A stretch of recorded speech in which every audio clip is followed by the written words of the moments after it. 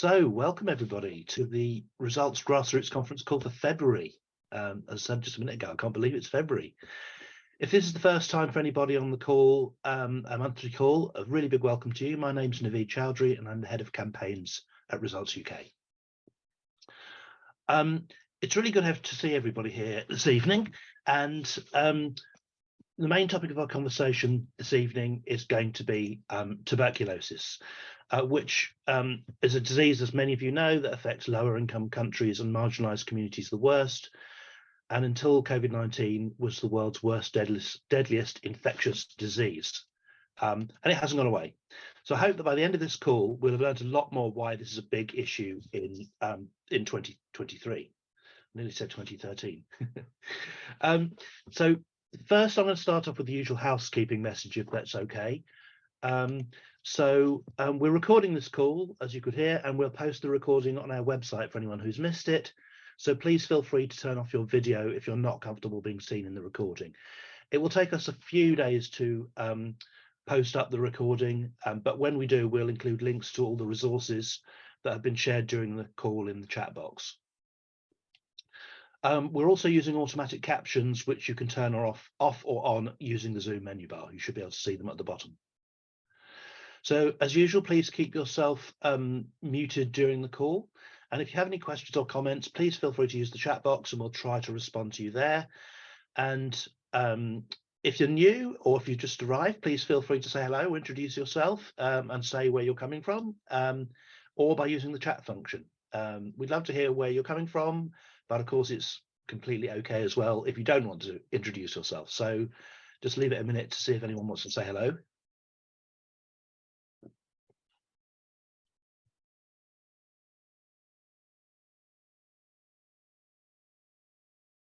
So people are quiet today. Okay. So yeah, if you want to, please introduce yourself in the chat box. So I'm going to start off in the usual fashion, which is to do a quick roundup of what's going on in the world that is relevant to Results' work to overcome global poverty.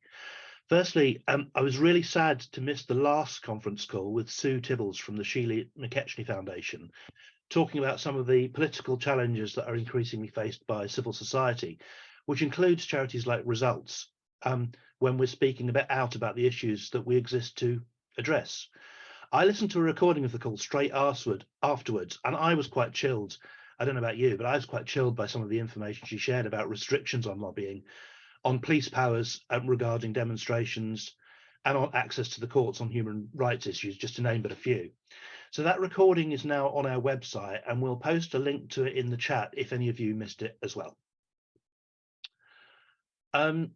Okay, so obviously I think it was fairly clear from last month, but this is directly relevant to us Results, not because we ask you to go on demonstrations or because we're very likely to take the government to court, but because all of these ways of scrutinising the government's behaviour are part of what it means to have a democratic society based on the rule of law rather than, an autocracy. Our belief in the power of individuals to make change, whilst it can happen under different political systems, is essentially predicated on the ability of people with specific concerns or interests, people like yourselves, to be able to influence government thinking and be involved in a fruitful dialogue. When the appetite for such a dialogue disappears amongst the government and members of parliament, as it seems to be a bit right now, then we know things are serious and it's time to be more than ever assiduous at contacting them with our letters and where possible meeting face to face. And by this ongoing dialogue itself, to demonstrate that we expect them to hold themselves to the high standards of accountability to the people who elect them. We know that many MPs agree with us on this, thankfully, but we also know that there are others, and I'm sure many of you can think of some, who don't take this accountability as seriously as they should. Whether they agree with us on any particular issue is to some extent immaterial. They need to know that we're going to keep badgering them, not because we want to be awkward, obviously, but because we have information that they need to be aware of and act on because of their role as parliamentarians. And as I think Kitty, our new CEO, said last month, if we don't argue for better health, education, economic opportunities for people around the world, and for a redistribution of some of the power and opportunities to those most deprived of it by the current global system, then who's going to do that? So I just want to move on to the political side of things. You've probably heard about the new Development Minister, Andrew Mitchell.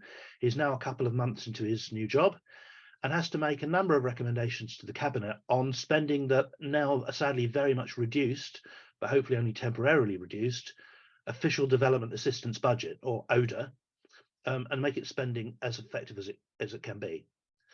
As some of you have heard us report previously, we don't think this is currently the case.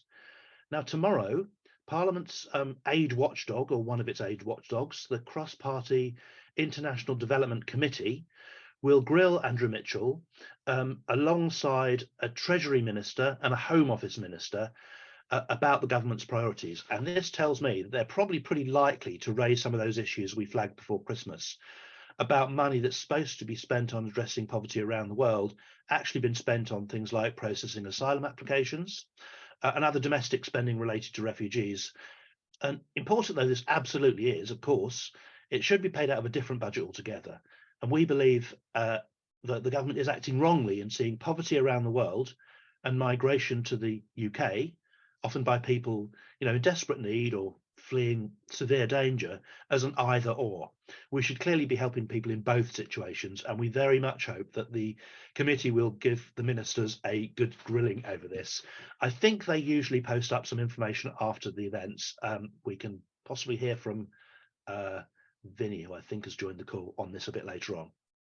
But lastly, from me, as many of you know, we're currently asking the UK to pledge £170 million for the period 2023 to 2026 to Education Cannot Wait, which is the organisation that supports the delivery of education to children caught up in humanitarian crises.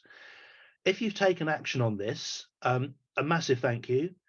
We believe that public support for this spending priority has definitely been felt, and not least by ECW themselves. And you may remember that we had some speakers from ECW a couple of months back. To complement your campaigning efforts, Results staff, together with IPNED, which is one of our many acronyms, the International Parliamentary Network for Education, organised an event in Parliament recently, which was attended by the head of the Foreign, Commonwealth and Development Office's Girls Education Team. That's quite a long title. We also organised a parliamentary sign-on letter and another letter from chief executive officers of various NGOs. And both of those letters were sent to Andrew Mitchell in support of the pledge, alongside all of the work that you were doing. Parliamentarians have also asked a series of parliamentary questions. And this month, we supported a parliamentary debate on education to ensure that ECW was one of the core themes that was raised in that debate. Despite these efforts and the strong cross-party support which is being demonstrated, and the fact that our 170 million figure has featured quite heavily in parliamentary discussions in recent months, we have a feeling, we believe, that sadly the UK is quite likely to pledge less than the 170 million we asked for, possibly significantly less. If this is the case, it will be very disappointing, because we all know how important it is for children around the world to get access to education, and that children facing emergency situations or have become displaced from their homes are amongst the most marginalised. So the ECW Financing Conference is next week, and so we expect to be able to share the actual outcome very soon. That's it from me for the time being. It's great to be here with you again this month. I missed last month, and now I'm going to hand over to Aurora to share a bit about your activities around the UK since that last call. Thanks, Naveed. And hi, everyone. It's really nice to see so many of you here tonight. As you might know, my name's Aurora. I'm the new, well, not so new, campaigns coordinator at Results now. And yeah, so if you have any questions in general, or if you have taken a monthly action, I'm the person that you can email that to, because we love to hear what you guys have been up to. And my email address should always be at the bottom of the action materials that we send you every month. So in January, we asked you all to reflect on the campaigning you have participated in 2022, as well as to have a think about the things that you look forward to in this new year to campaign on. So if you had a chance to do it, either by yourself or with your group, we would really love to hear it, and you can send me an email if you feel comfortable sharing that. And I'd like to, on that note, give a shout out to one of our longest standing groups, Pool, who had a meeting a couple of weeks ago and took some time to reflect on and plan together. So thank you. And thank you also to Janet, who I think is on the call, and who has been doing a lot of the cream teas over the years, a lot of these events in Pool, which have been really, really nice. And yeah, and the Pool's year, the Pool group's year ahead looks really promising, with plans of doing different fundraising events, getting more into social media, and also recruiting some new members. So yeah, big thanks to all of you. And I don't know if anyone from Pool would like to say a bit on that, on your latest meeting and your reflections on 2022.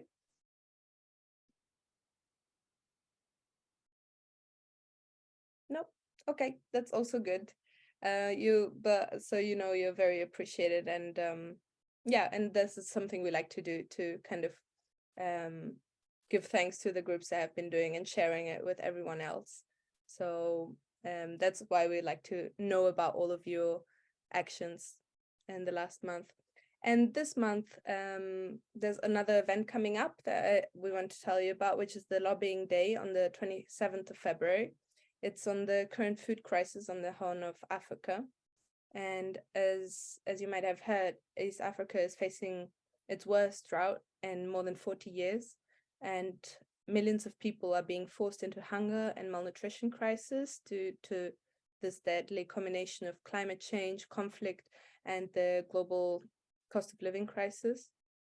So this event is a chance to advocate for the UK government to act in line with the seriousness of the situation. And we'll be joining volunteers from other international NGOs, such as Save the Children, the One Campaign, Action Against Hunger, and Plan International. And yeah, it's a really great opportunity for you to venture into Parliament, even if you have never been before, and to talk to your MP in person and meet other campaigners from Results and the other organizations that I just mentioned. So if you're interested in coming, you can get in touch with me, and I'll send you more information on the things we'll be advocating for, and some next steps, like inviting your MP to the lobby day, which is again 27th of February.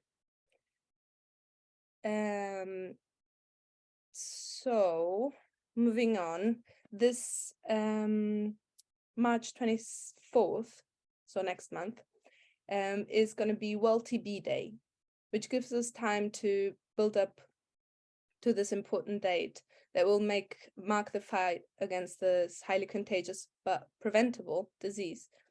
And you might have noticed that the action materials we sent you this month is a page longer than usual. And that is because we thought it would be good to spend both February and March campaigning on it, seeing it as it's such an important issue. As well as explaining the topic more in depth, the action sheet also walks you through 4 stages of actions that you can take leading up to World TB Day. So to learn more about the disease, to arrange a meeting and then speak with your MP, and then to share the whole thing on social media or your local news outlet. So there's quite a lot. It's ambitious, but also really exciting. And we know that every single one of you has the ability to do it. And of course, we're always here to help. So just shoot me a question if you're unsure about how to approach any of it. But the action sheet, like I said, is quite thorough and includes links to lots of other useful resources as well. And lastly, today I also want to remind everyone to respond to the grassroots survey if you haven't yet. And we extended the deadline to hear from more of you wonderful campaigners, and it'll now close on the 13th of February, which is next Monday. Yeah, we'd love to hear from you regardless of how long you've been involved in campaigning with us, because your feedback is really valuable to us as a team. It will help us to reflect on how we're doing things and shape the kind of support that we offer all of you. And we'll put a link in the chat. And we'll also be emailing it out again over the coming month. So thank you in advance for completing it. And yeah, that's everything from me. I think my child just popped through the door, so I might have to go just for a second. I hand it over to you, Naveed. Thanks, Aurora. Right, we're doing very well for time, so I'm going to go straight into introducing our speakers for the night this evening. So I'm very happy to welcome Vinny Wooding and Sahera Ramzan to this evening's call. Vinny is Senior Parliamentary Advocacy Officer for TB at Results, and Sahera is our Senior Policy Advocacy Officer on TB. And between the two of them, they know pretty much everything there is to know about the current situation with advocating for an end to TB, both in terms of the policy and practice changes that we need to see in the world, and in terms of the political engagement that will be needed by governments in the processes that will hopefully be able to achieve those changes, both at national levels and at a global level. Some of you might have mentioned met Vinny at last year's national conference, where he ran a brilliant and hilarious interactive advocacy activity for us to understand how a global fund replenishment works. This month, he and Sahera have agreed to accept an equally impressive challenge, which is to explain how a meeting of the UN, the United Nations, can have a role in shaping the world's response to the tuberculosis epidemic over the coming years. And looking forward to hearing about that in a minute. Now, let's remind ourselves that by the coming years, we mean the next 7 years, which to me doesn't feel very long, which is when the global goals are, or the Sustainable Development Goals, as they're also called, are supposed to be met. And that includes a target to end TB, HIV, malaria, and as well as a range of other communicable diseases. I think it will be little surprise to people on this call that we have quite a way to go to make this a reality, and Vinny and Sahera will hopefully be able to describe the roadmap that is needed to get there. So welcome, Vinny and Sahera. Good evening. Shall I continue my introduction first? Let me just quickly say how we're going to run things. So thank you both for being with us this evening on the Grassroots conference call. So as you know, we've got campaigners from all around the UK, and not only people who have been campaigning with Results for many years, but also some people who are very new to Results and also new to advocacy on global health issues and TB in particular. So we hope you'll be able to remind us of the basics about TB, as well as explaining the details of what needs to happen at the UN this year. So everybody, no question is a bad question, no question is a stupid question, but we're going to ask you just to hold them over for the Q&A part of the evening, which will start in just a few minutes' time. So in a minute, we're going to do our normal routine of unleashing 3 pre-arranged questions on our speakers to get the ball rolling. But before we do that, because not everybody here knows you both, I wonder if you could each describe a bit about your journey to your present role at Results and what it is that draws you to your work to end TB. So if you could just spend 2 or 3 minutes on that each, and I don't know which of you wants to go first. Sahera, I think Sahera is newer, so may have a more interesting story as to how she came to TB. No worries, Vinny. Thank you. Hi, everyone. Great to see you all. My name is Sahera. I just started with Results at the end of November, so been here just less than 3 months. My background is actually in the National Health Service here in the UK, and I've previously worked for NHS England, working on respiratory disease policy for England, so mainly looking at chronic obstructive pulmonary disease, so you might know it as COPD, and also asthma, and I have a background in public health. And I was drawn to kind of working within the global health policy space, because I like working on areas that are kind of less represented, and where inequalities are present. So in respiratory disease, it's actually a disease of inequality similar to TB as well. So I'm kind of drawn more to the inequality side of things, and also working to reduce poverty, the areas that kind of drew me to this role. So really looking forward to kind of engaging with you all this evening. hand over to Vinny. Yes, thanks very much, Sahera. Apologies for not having my camera on. I gave blood earlier today. I'm feeling a bit washed out. So I'm sure you don't want to see my pasty white face in the evening. I look a bit like Casper the Ghost. So yeah, I have been at Results for just over 18 months now. 18 months. And I was on to Results in particular because a couple of years ago, when I first kind of started my professional work in life, for want of a better expression, I was working in Parliament, and I was working for my local MP at the time, Stephen Twigg, and he was the chair of the International Development Select Committee, the same committee that Naveed mentioned is doing their hearing tomorrow.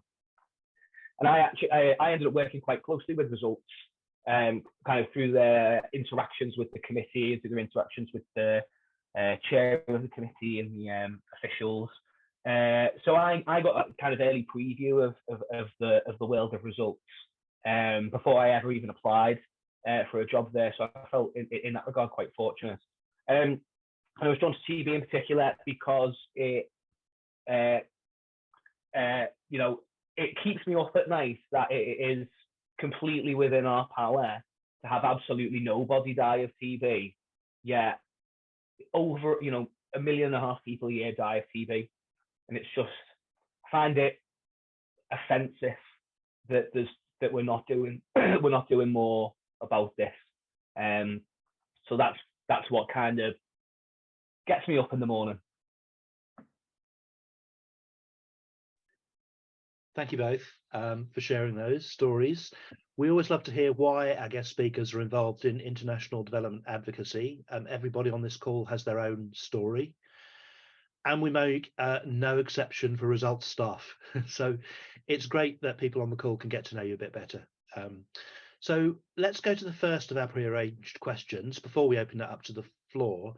And just before we do that, as usual, for anyone who prefers to text in a question, the number tonight is 07906 662 571. That's 07906 662 571. And that question will appear at my elbow at some point. But we also obviously have just unmuting yourselves and the chat box when we come to it. So let's start off, if that's okay, with the first question, which I think should be from Lynn Lithgow.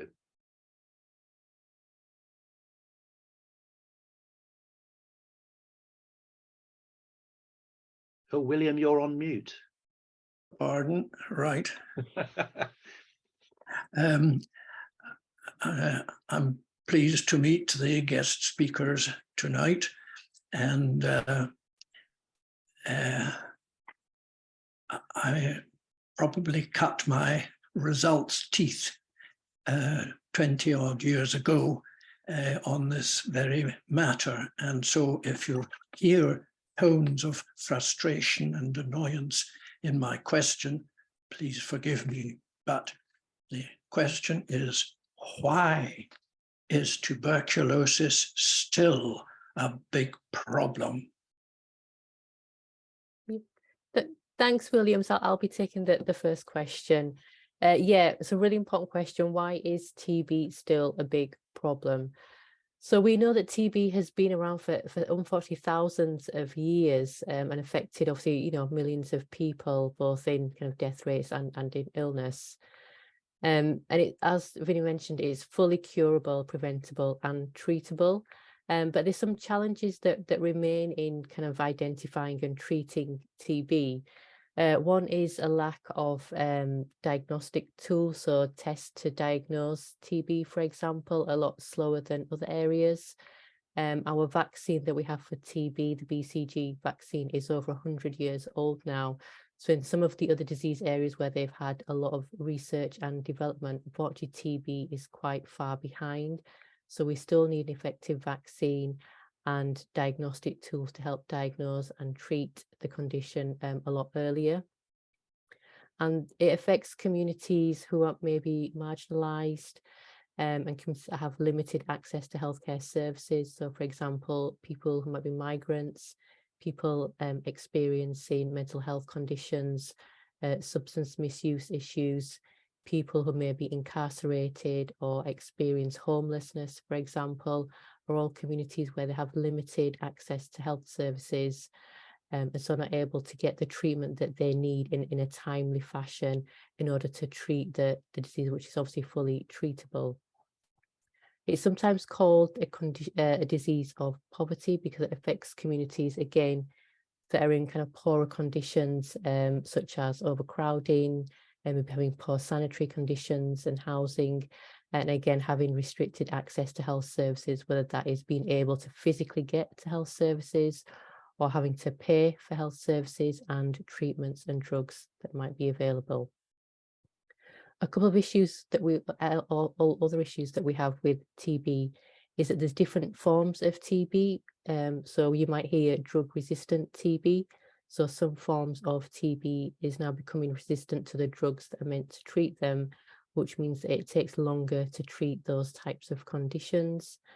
So the treatment regimens can be kind of up to 2 to 3 years for drug-resistant TB, for example.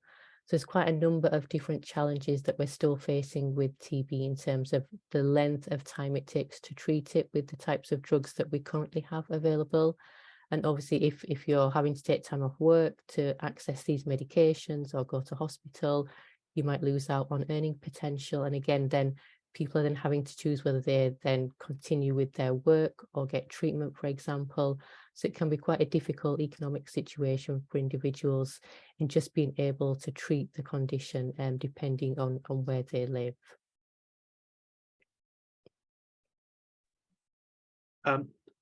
Thanks, Sahera. I think that's very clear outline of, some of the difficult contexts which make it hard to eradicate. But I think I'm pretty sure that as we get into the questions later, we're going to look at some of the political reasons about why those challenges haven't been addressed. So let's get into that. And I know that there's quite a lot of people on this call who will already know quite a lot about some of the contexts that you've just mentioned. So thank you for giving that overview. It's really, really super helpful. So the second question we're on to, I think, is from Cheshire. Is that right?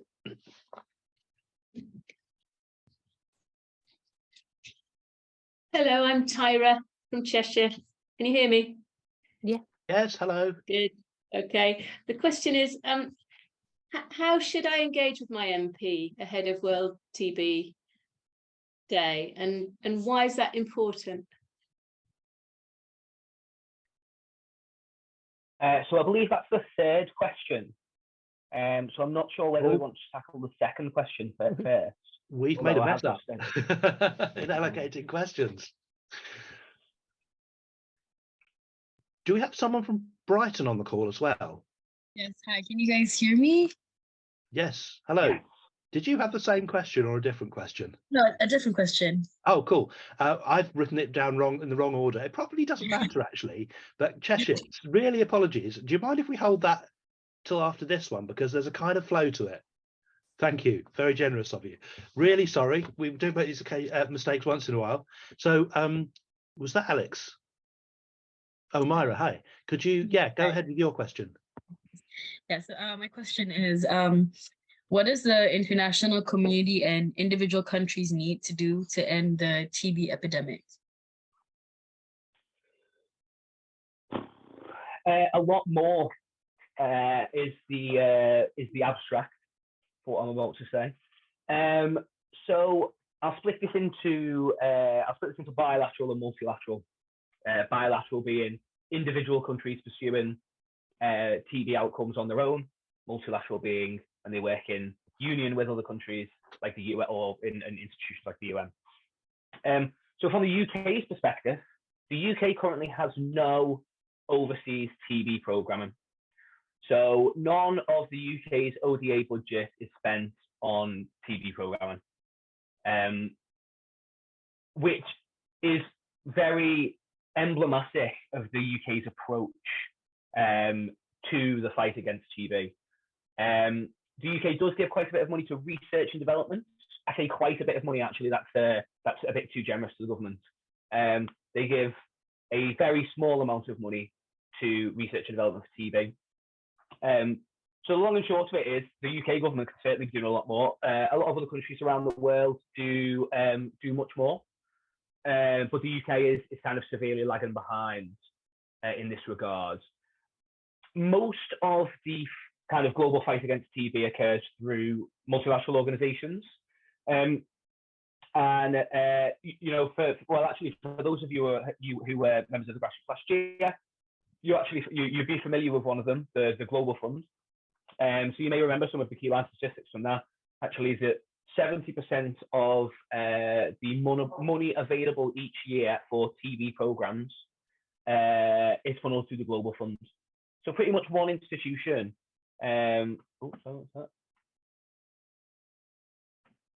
Is my audio terrible?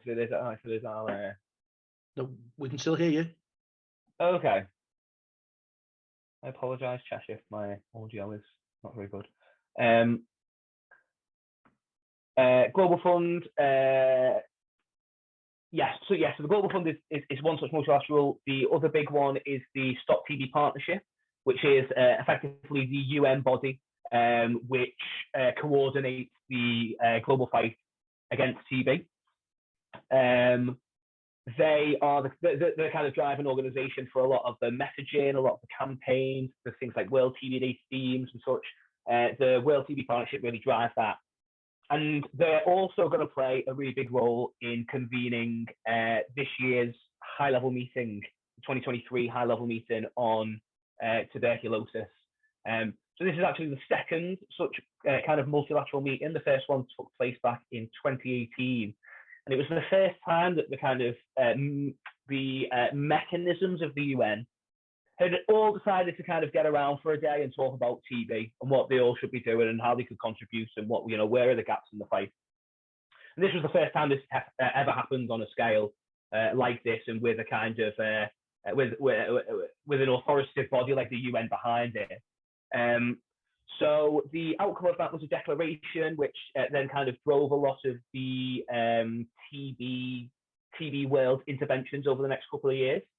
And basically the long and short of it is that we're now approaching another one of those moments, the second one ever. So it's a real kind of exciting opportunity for us to kind of have those conversations about TB. What does the future look like for the next 5 years? Where do we need to focus our energies and our efforts and our money to have the most effective, SDG 3.2.2 is eliminate global TB by 2030. And we're really far behind at the moment, and we need a real rocket boost. And we're hoping in the TB community that this high-level meeting will be a real rocket boost.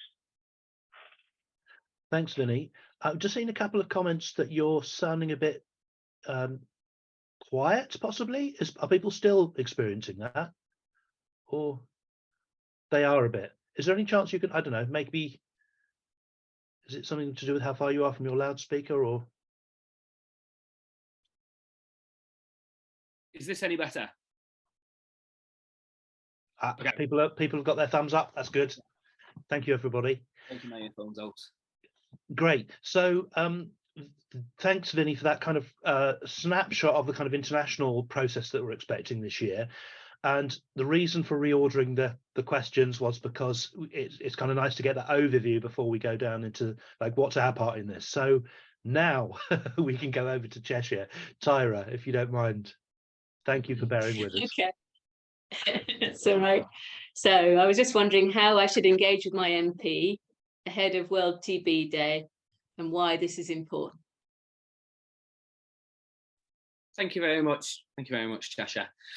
So how can you engage with your MP ahead of World TB Day? So on the 24th of March, the TB community celebrates World TB Day. It's our kind of day of the year. And the all-party parliamentary group on global TB often has a kind of range of events which we organise, ideally on the day itself, but unfortunately it falls on a Friday this year, so it will be a different day.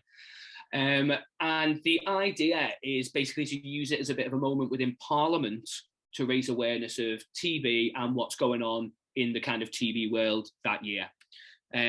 So obviously, as I mentioned earlier, the high-level meeting is a really important moment for us.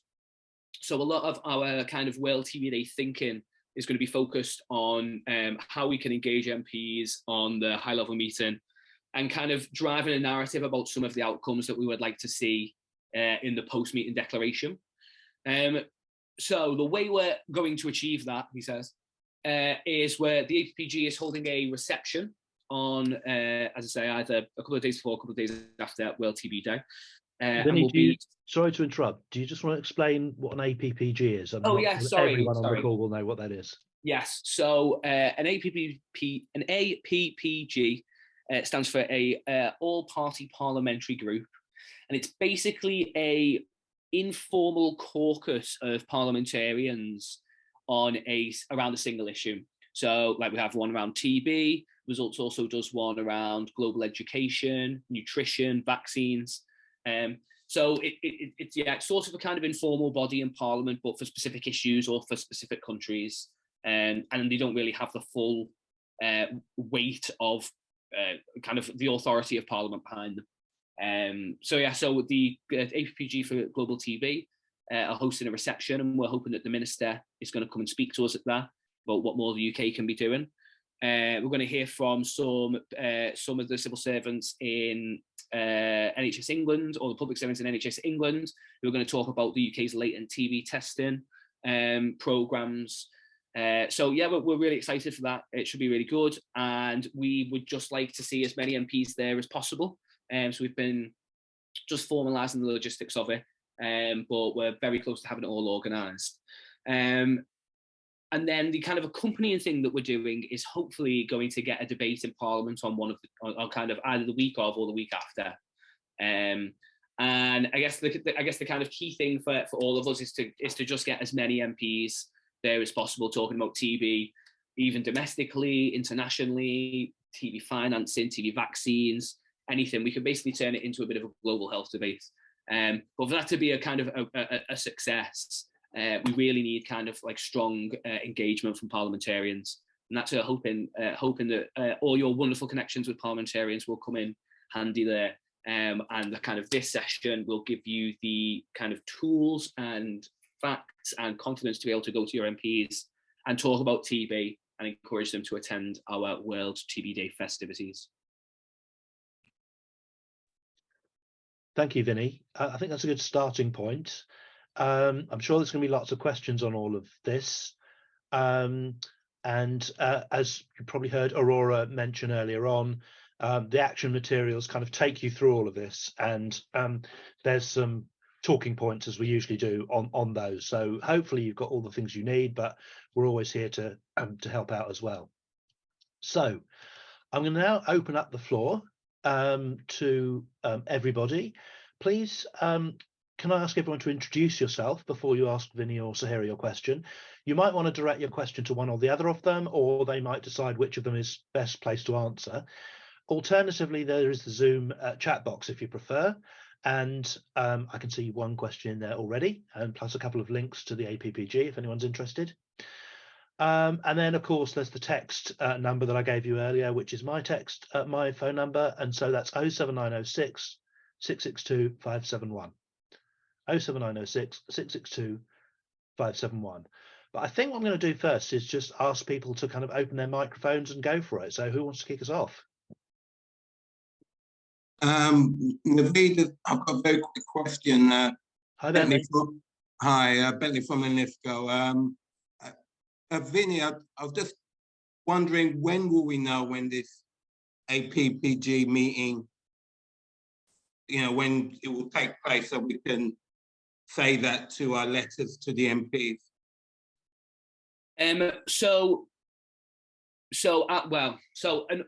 Quite annoyingly, I'll get confirmation from the parliamentary authorities a month before, so it should be on the 24th of February. But I still think we're in a position to be able to say, like, we've got, because the debate and the reception will not happen on the same day. So the reception is going to be on the 22nd of March. Right. So we do have that already. But it's just the debate that we're unsure of at the moment. Okay, so what, like the unofficial gathering of MPs that will take place on the 22nd, you're saying, or is that? Yes, that's the 22nd. So our reception, it will be on the 22nd of March. Right. But the debate, unsure when that will be, because as you can imagine, it's quite difficult to get parliamentary time, so we won't know until closer to the time. Okay, fair enough. Cheers. Thanks for the question. And just to follow up practically, I don't think, I mean, we all know how busy MPs are, and getting hold of them now, I think, is still good. You've got that date for them to pencil in, the 22nd, and also they'll be able to find out about the debate when it's organised through their parliamentary order papers. So, it's definitely not, worth not waiting to have all the details for that, if you can. Thank you, Bentley. Great question, practical question. I'm going to turn to the question that Myra's put in the chat. Do you want to ask this yourself, or shall I read it out? So the question was, if multiple members of the group have the same MP, is it better to send one joint letter or separate ones? Vinny, what's your feeling on that from someone who's been at the receiving end of the public's letters? I would say it's better to send separate ones. Worse for the environment, but better for the engagement. Just because I feel like if you see the same thing multiple times, it will register with you more than if 3 people have signed onto one letter. And then especially if you can kind of get like a little, if you get a little torrent of them, then a parliament that will kind of catch a parliamentary staffer's eye, and they'll say to the MP, we're actually getting quite a few letters about this. We should either look it out, or they'll give a more what's the word I'm looking for, a more kind of thorough response, because then they'll feel like the issue has wider traction because they're getting a larger physical number of letters, as opposed to just having everyone sign one letter. Thanks, Vinny. That's really good advice. I think a couple of things just in the chat there. We are encouraging people to meet with their MP if they can. So obviously a letter to arrange that, or phoning their office is the first step, maybe. But if you do write a letter, that's really helpful advice, Vinny. There are sometimes reasons why you might want to do a joint letter. So, for example, if you've got new members, so you want to get involved in jointly crafting a letter, that might be a good reason to do something together. Or, you may know that your MP is potentially interested and might not need more than one letter, or maybe that's not possible for your group. So there's kind of no right answer, but it's really good to hear your take on that, Vinny, from the kind of the other side of the perspective, from someone who's in a previous life actually been in charge of responding to those letters for an MP. Oh yeah, and they don't half take a while, providing it's a good MP. Thanks. So I'm gonna go to a question here from Deirdre. Thanks for the question, Deirdre. Are there particular parts of the world where the incidence of TB is much more serious, and is this linked to political issues? I have a feeling, shall we start off? Is that one more for Sahera? I don't know. Yeah, go on, Sahera. Yeah, that's fine, Naveed. Thank you. Thanks for the question. Yeah, so correct. So some of the high TB burden countries that we're looking at are in sub-Saharan Africa and Southeast Asia. So countries obviously experiencing economic issues, obviously issues with living standards, and other political issues as well. So it's partly related to maybe the political situation in the country, but depending on also if the health services within those countries as well, kind of how strong they are, and if they kind of offer some kind of protection. Obviously in the UK we have, universal health coverage, anyone can access the services, for example. That's not always the same in some of these high TB burden countries, depending on access to services. So I think it's a combination of political issues, economic, and also depending on the strength and the access of health services and medications in those countries as well. Thanks, Sahera. I'm sure we'll drill down on that. I'm going to move on to a question Pete's just posted in the chat. I'm imagining there's going to be different in different places, but I wonder if you can give us an overview on user fees. So is this a major factor with global TB persistence? Is that question something you can answer? I don't know if I understand the question, Naveed. Is that user fees as in health service I've just fees? read it out from the chat. So Pete, you might want to explain where your question comes from. Is it about people having to pay for drugs? Or is that the question? Yes, my sense is that very poor people have been obliged to pay user fees on the basis, as I understand it, with the encouragement of the World Bank in the past. We haven't actually lobbied on that for a while, but I remember going to the World Bank in DC, team-handed with the results, international results group, and we actually asked the regional health coordinator for West Africa, I think he was, are they going to drop user fees? And they sort of waffled a lot. And in the coffee break, he came up to me and he was crying. Actually, he had tears in his eyes, and he shook my hand and he said, "Thank you very much for lobbying on this. I can't say anything in my position, but it has to be done." So my memory is that user fees are a serious problem in very poor countries because people can't afford the treatment, so they don't get it. Has that changed very much in the last 20 years? And what's the situation now? Yeah, I can comment on that. And Vinny, if you had anything to add, happy for you to add it on. I think it is still an issue in certain countries. One of the pushes that, in terms of the Sustainable Development Goals, that the push for obviously is for universal health coverage. So for TB drugs and infectious diseases to be under like a universal health coverage umbrella, so people shouldn't be out of pocket to be able to access basic services such as maternal health, TB, vaccinations, immunizations, child health, for example. All that should come under the umbrella of universal health coverage. But I think where it still is an issue with certain countries. So under the kind of the UN asks, that's one of the kind of umbrellas that they're looking at, is that people shouldn't be out of pocket for basic services such as kind of getting access to TB drugs, for example. On here, yeah, on here. I believe that to be the case as well for so for instance, like the Global Fund's TB programs, they're free at the point of access for users. So there is definitely progress on it. I think the user fees point is more for the kind of countries that are transitioning between middle and low income in a lot of instances. So they don't qualify for the same level of support because they're not kind of classified as a low income country for the kind of vernacular that they use.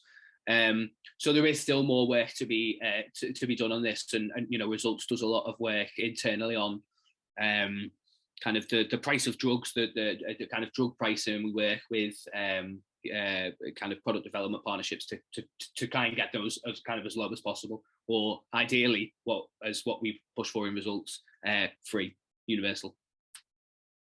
So my fundamental question was, what is it a major impact now? I know it is an impact, but is it a major factor and something that we need to focus on when we're doing TB campaigning?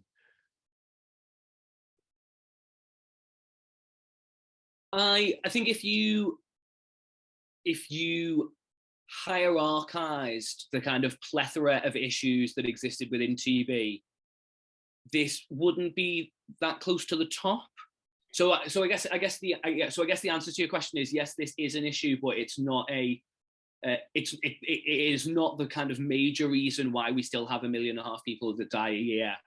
And whilst we are working to do all of these things simultaneously and holistically, in the short term, there are more effective avenues for both our advocacy and money, which would save more lives than tackling the issue of drug pricing. But as I say, we within Results complement that with a strategy in which universal health coverage is embedded.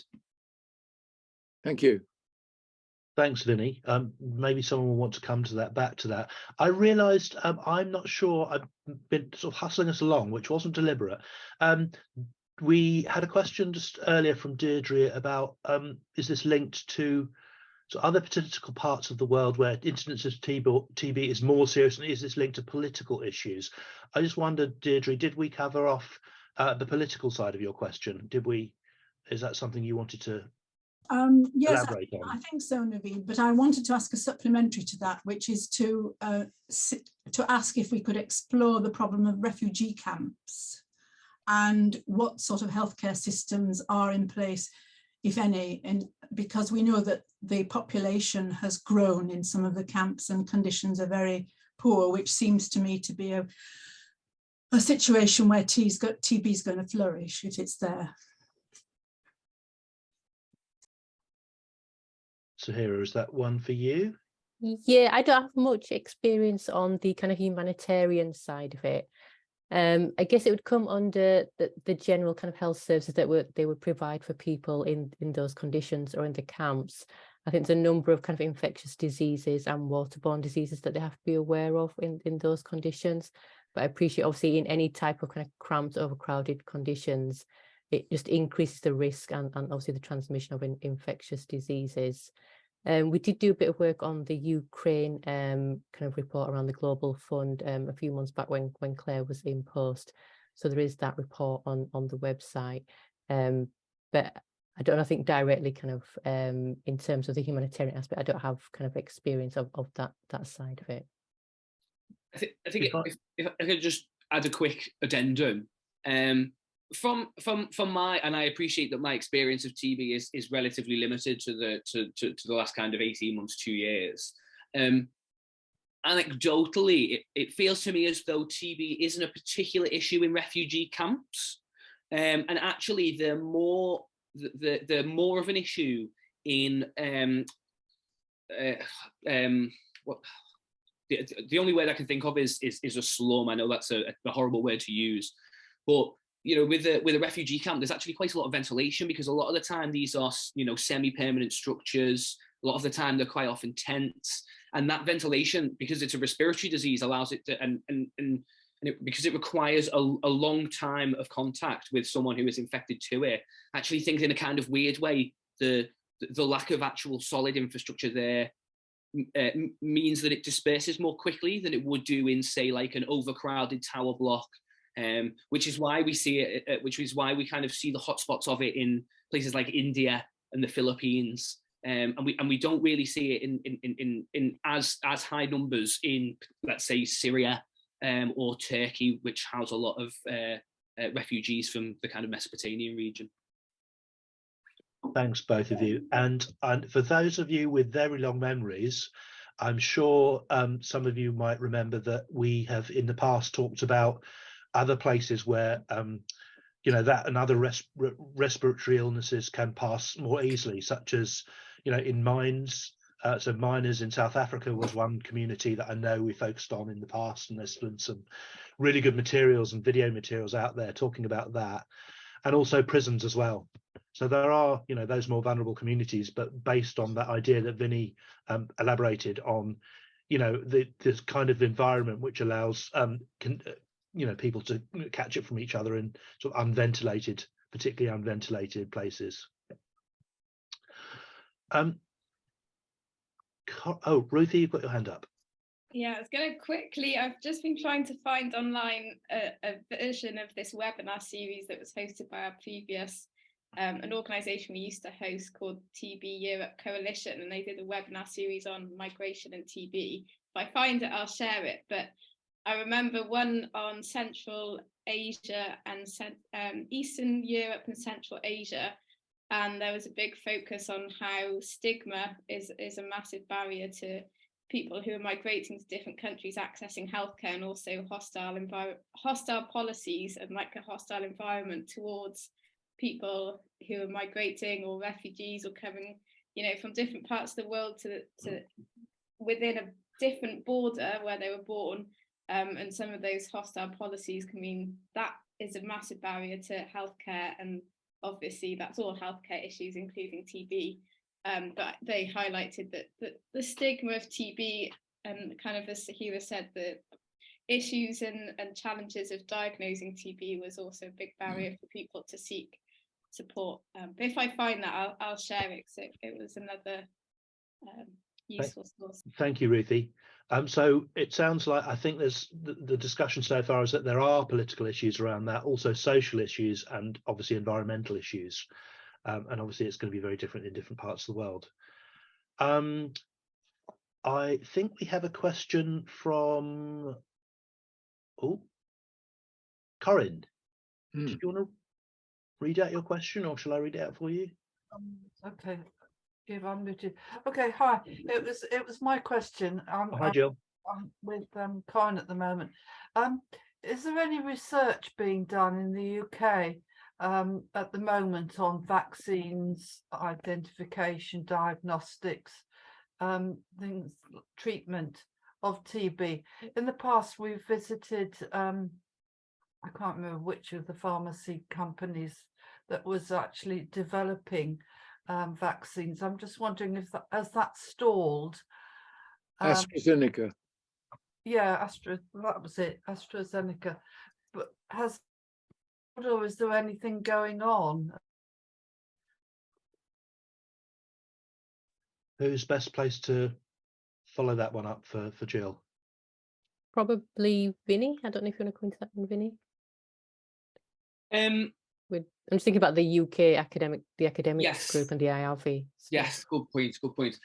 So within Results, I work with an organisation called the UK Academics and Professionals Network Against TB. And it is basically a coalition of healthcare professionals, academics, students, doctors, nurses, who either all work on TB domestically, like treating and diagnosing people domestically, or are doing research in academic institutions like the Liverpool School of Tropical Medicine, the London School of Hygiene and Tropical Medicine, etc. So there are researchers who are doing that kind of work, and within the kind of UK setting. I mean, I don't know if we're specifically working on the stage 3 trials of the kind of potential upcoming vaccine, but I know that there is work being done in our kind of universities on different vaccines, and also not just vaccines, but one of the big problems that we have within TB is antimicrobial resistance, as Sahera mentioned before, where our medicines are becoming resistant to the bacterium. So we have to develop new tools and new drug regimens to kind of overcome this kind of new quote unquote super TB. So that work is being done within UK institutions as well, but we need to do more.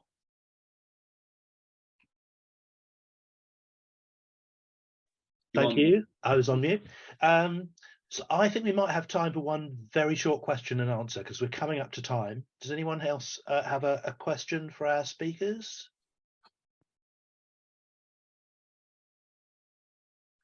So we've covered quite a lot of ground, and as always, there's so much more we could talk about. And in the action materials, there are some links to resources if you want to find out a bit more.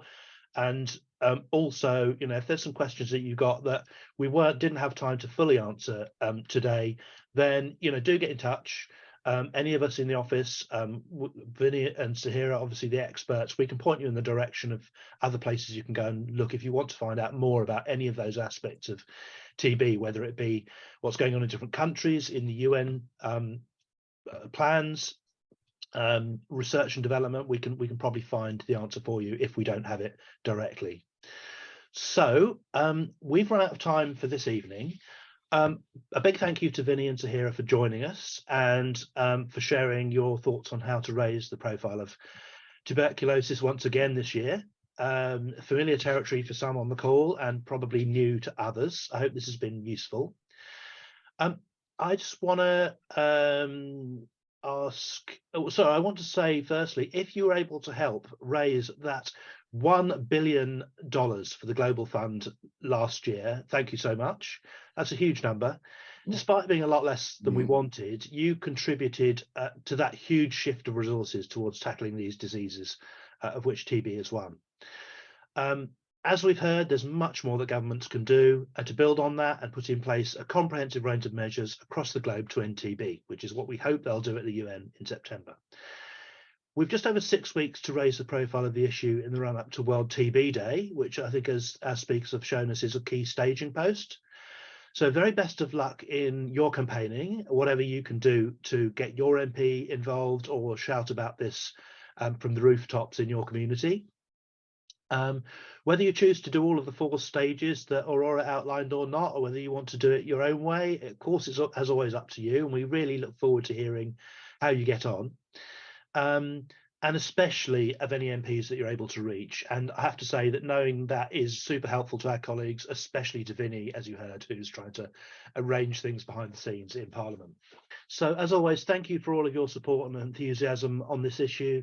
And lastly, just a reminder that the next grassroots call will be on Tuesday, the 7th of March at the usual time, 8 p.m.